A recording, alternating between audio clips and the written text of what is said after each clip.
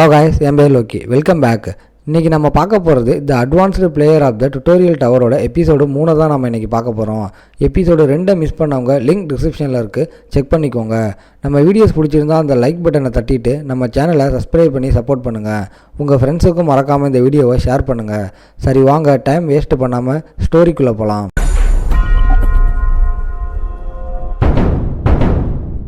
எபிசோடோட ஸ்டார்டிங்கில் இந்த பையனோட பேர் லீ கேங், நம்ம லீனே சொல்லலாம்.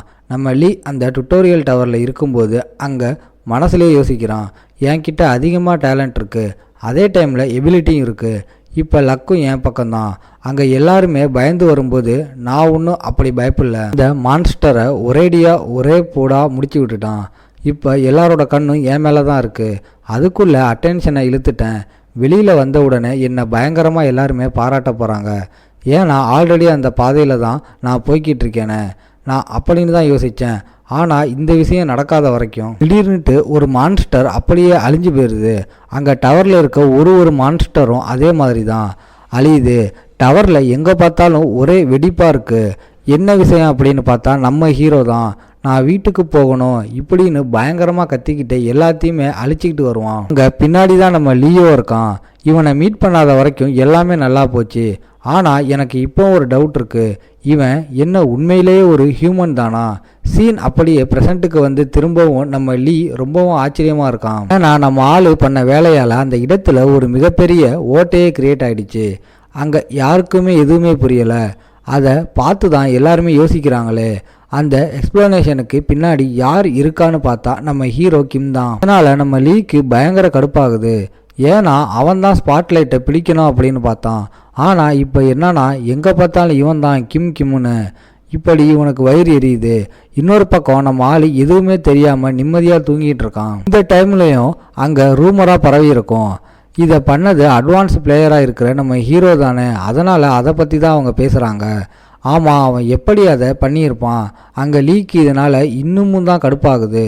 ஏதோ ஒன்று, எக்ஸாமினேஷன் இன்னும் ஓவர் ஆகலை, என்னால் இன்னமும் நல்லா பர்ஃபார்ம் பண்ண முடியும். அவனை கண்டிப்பாக நான் பீட் பண்ணுறேன். போன டெஸ்ட்டில் கோளாறு ஏற்பட்டதுனால இந்த எக்ஸாமினேஷன் இப்போ ரொம்பவும் ஃபாஸ்ட்டாக ஆரம்பிக்குது. இன்னமும் ஒரு 15 நிமிஷத்தில் அதை ஆரம்பிக்க போகிறாங்க. லீயும் மனசுலேயே யோசிக்கிறான், கண்டிப்பாக இந்த வாட்டி கிம் கிட்ட நான் தோக்க மாட்டேன். இதுக்கப்புறம் நம்ம லீ அவனோட ஸ்வாலில் தண்டர் ஆட்ரிபியூட்டை பயன்படுத்தி அங்கே இருக்கிற மான்ஸ்டர்ஸை அப்படியே வெட்டி குவிக்கிறான்.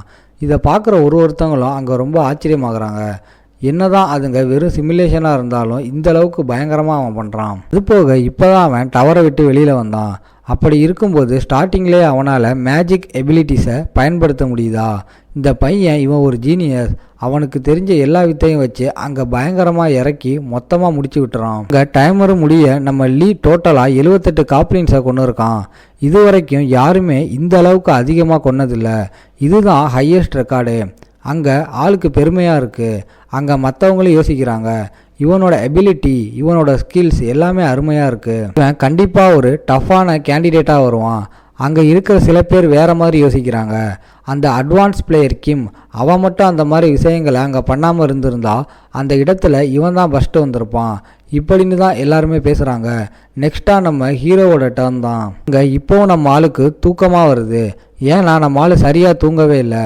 அந்த இடத்துல போகும்போது நம்ம லீயோட பார்வையும் அவன் மேலே தான் இருக்குது. லீ என்னன்னா இவனால் பெருசாக என்ன பண்ண முடியும் அப்படின்னு தான் அந்த ஆள் யோசிக்கிறான். இதுக்கப்புறம் நம்ம ஹீரோவோட டர்ன் வருது. டோட்டலாக 120 மினிட்ஸ் அவனுக்கு கொடுக்கப்படுது. அங்கே ஏகப்பட்ட காப்ளின்ஸாக இருக்குது. இதெல்லாம் அப்பியர் ஆகுமா? அங்கே டைமரும் 10லேருந்து 1 வரைக்கும் ஓடுது. டைமர் முடிஞ்ச அடுத்த செகண்டே அந்த மான்ஸ்டர் படுவேகமாக நம்ம ஹீரோவோட கதையை முடிக்கலாம்னு வருது. ஆனால் நம்ம கிம் கண்ணை மூடி திறக்கிறதுக்குள்ளே அதோட தலையை ஒன்றுமே இல்லாமல் பறக்க விட்டுறான். இதை பார்க்குற மற்றவங்க எல்லாருமே ஆச்சரியமாகறாங்க. அடே, நீ பாத்தியா அதை அவன் என்ன பண்ணான்னு? ஒரு மான்ஸ்டரை பறக்க விட்ட உடனே அங்கே இருக்கிற மற்ற மான்ஸ்டர்ஸ் இன்னமும் கடுப்பாகுது. ஆனால் கிம் முன்னாடி இந்த மான்ஸ்டர்ஸ்லாம் எதுவுமே இல்லை. மாலு 1 by 1 எல்லாத்தையுமே அங்கே கொல்ல ஆரம்பிக்கிறான். கிட்டத்தட்ட 4 செகண்டோ ஏதோ தான் போயிருக்கும்.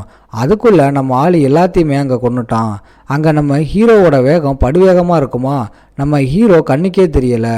ஆமாம், எப்படி அவன் மறைஞ்சு போகிறான்? ஸ்க்ரீனில் நம்ம கிம்மை பார்க்கும்போது அவங்கள பொறுத்த வரைக்கும் எப்படி இருக்கும்னா, ஏதோ அந்த மான்ஸ்டரோட தலை தன்னால் வெடிக்கிற மாதிரி இருக்கும். ஆனால் நல்லா உன்னிப்பாக கவனிச்சாதான் தெரியுது, நம்ம கிம் டான்ஸ் ஆடிக்கிட்டே ஜாலியாக ஒரு மான்ஸ்டராக அங்கே கொள்கிறான். அதே மாதிரி தான் இன்னொரு மான்ஸ்டரையும் 1 by 1 அவன் கொள்கிறான். அவனோட வேகம் எந்த அளவுக்கு இருக்குன்னா, ஸ்பீட் ஆஃப் லைட் அந்த அளவுக்கு இருக்கா. அதனால தான் நார்மலான கண்ணால் அங்கே பார்க்கவே முடியலை. அந்த அளவுக்கு வேகமாக எல்லா மான்ஸ்டரையும் அவன் கொண்டு முடிக்கிறான். அங்கே இதை பார்க்குற ஹீரோவோட ஃப்ரெண்ட்ஸ் அந்த 3 பேருமே ரொம்ப ஆச்சரியமாக இருக்காங்க. எப்படி ஒரு மனுஷனால் இந்த மாதிரி விஷயங்களை பண்ண முடியும்? எனக்கு தெரியலை. அவன் தனியாக இத்தனை வருஷத்துக்கு டவரில் இருந்திருக்கான். அதனால் அவன் ரொம்பவும் ஸ்ட்ராங் ஆகிட்டான். நான் ரூமர்ஸாக கேள்விப்பட்டேன், ரொம்பவும் அதிகமாக இருக்கும்னு. ஆனால் இங்கே பார்த்தா தான் தெரியுது, நம்ம கிம் கம்ப்ளீட்டாக மான்ஸ்டர்ஸாக இருக்கான். அங்கே டைமும் முடியுது. இது வரைக்கும் யாருமே இந்தளவுக்கு மான்ஸ்டர்ஸை கொன்னதே இல்லை. நம்ம ஹீரோவுக்கு 248 பாயிண்ட்ஸ் அங்கே கிடைக்குது. இதையும் வீடியோவாக எடுத்திருப்பாங்களா? அந்த வீடியோ 1.9 மில்லியனுக்கும் மேலே வியூஸ் போயிடுது. அதனால் எல்லா பக்கமும் நம்ம ஹீரோ பற்றி தான் பேசுகிறாங்க. ஒரு சில பேர் என்னன்னா, இது கண்டிப்பாக ஃபேக்காக இருக்கும் அப்படின்னு சொல்கிறாங்க. சில பேர் உண்மைன்னு நம்புகிறாங்க. சில பேருக்கு இதனால் பயங்கரமாக வயிறு எரியுது. இப்படியெல்லாம் கமெண்ட்ஸ் வருமா? அங்கே லீக்காக பயங்கர கடுப்பாகுது. கோவத்துக்கு லைட்டாக தான் அமுக்கிறான். அந்த ஃபோனும் அப்படியே உடைஞ்சி போயிடுது. அங்கே கோவத்தை எப்படி காட்டணும்னு தெரியாமல் அங்கே இருக்கிற செவுத்துலேயே அவன் காட்டுறான். நான் எவ்வளோ விஷயத்த பண்ணேன், நான் தான் அங்கே பாப்புலராக இருக்கணும், நான் தான் அந்த ஃபேமாக அடையணும்னு. ஆனால் அந்த பைத்தியக்காரன் ஒன்றுமே பண்ணாமல் அசால்ட்டாக தூக்கிட்டு போயிட்டான். இதெல்லாம் சரியே இல்லை இப்படின்னு அவன் பயங்கரமாக கத்திக்கிட்டு இருக்கான். ஆனால் என்ன பண்ணுறது, நம்ம லீயால் அங்கே கத்த தான் முடியும், வேறு எதுவுமே அங்கே பண்ண முடியாது. இதுக்கப்புறம் நம்ம கிம்மை காட்டுறாங்க.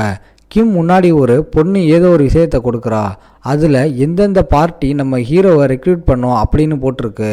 அந்த பொண்ணு அவளோட பேரை சொல்லி இன்ட்ரடியூஸ் ஆகுறா. என்னோட பேர் ஆலஸ். அதே மாதிரி கங்க்ராச்சுலேஷன், ஃபைனலி 12 வருஷத்துக்கு அப்புறமா இந்த டுட்டோரியல் டவர்லேருந்து நீங்கள் வெளியில் வந்திருக்கீங்க. நீங்கள் இப்போ ரொம்பவும் ஃபேமஸாக இருக்கீங்க. எங்கே பார்த்தாலும் உங்களை பற்றி தான் பேச்சு.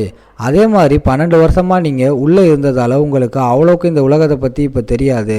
நிறைய விஷயம் மாறி இருக்கு. இப்போது இந்த டவரில் மான்ஸ்டர்ஸ் எல்லாம் அப்பியர் ஆச்சோ அப்பயே ஏகப்பட்ட விஷயம் மாறி போயிடுச்சு. என்னன்னா, இப்போ டவர் மேஸ் அதில் இருக்க மான்ஸ்டர் அதெல்லாம் ரொம்ப ஸ்கேரியாக கொடூரமாக இருக்கும்.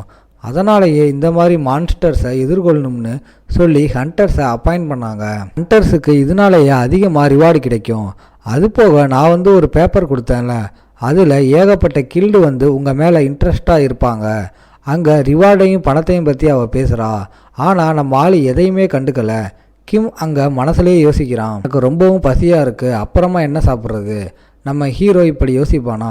உடனே அந்த லேடி வேற மாதிரி யோசிக்கிறா. ஆமாம் கிம், என்னாச்சு? உங்களோட எக்ஸ்ப்ரெஷன் அதை பார்க்கும்போதே தெரியுது உங்களுக்கு அவ்வளோக்கு எதுவுமே புரியலைன்னு. இல்லை அப்படி இல்லை, நீங்கள் இதெல்லாம் சொல்கிறீங்கன்னா இதுவும் உங்களோட ஜாபா? இதை கேட்ட உடனே ஸ்மைல் பண்ணிக்கிட்டே சொல்கிறா. ஆமாம், ஆனால் நான் வந்ததே வேற ஒரு ரீசனாக தான். அரஸ் கில்டோட ஒரு புக்கை அவள் கொடுக்குறா. அதாவது அந்த கில்டில் ஜாயின் பண்ணால் என்னென்ன கிடைக்கும்னு. அதில் கான்ட்ராக்ட் உன்னோட பாயிண்ட் என்னன்னா, இப்போ பார்ட்டி ஏவும் பார்ட்டி பியும் கோஆப்ரேட் பண்ணிச்சுன்னா மொத்த அமௌண்ட்டும் பார்ட்டிக்கே போகும். அந்த அமௌண்ட்டை பார்த்தோன்னே நம்ம ஆள் அப்படியே ஷாக் ஆகிடுறான். ஏன்னா 10 பில்லியனுக்கும் மேலே நம்ம ஹீரோக்கு கிடைக்குமா? ஆமாம், இந்த கான்ட்ராக்டை பற்றி என்ன நீங்கள் யோசிக்கிறீங்க? 10 பில்லியனா? என்ன நீங்கள் சொல்கிறீங்க? இதோட இந்த எபிசோட் முடியுது. உங்களை நான் அடுத்த எபிசோடில் பார்க்குறேன். இந்த வீடியோ பிடிச்சிருந்தா மறக்காமல் லைக், ஷேர் அண்ட் சப்ஸ்கிரைப் பண்ணிடுங்க.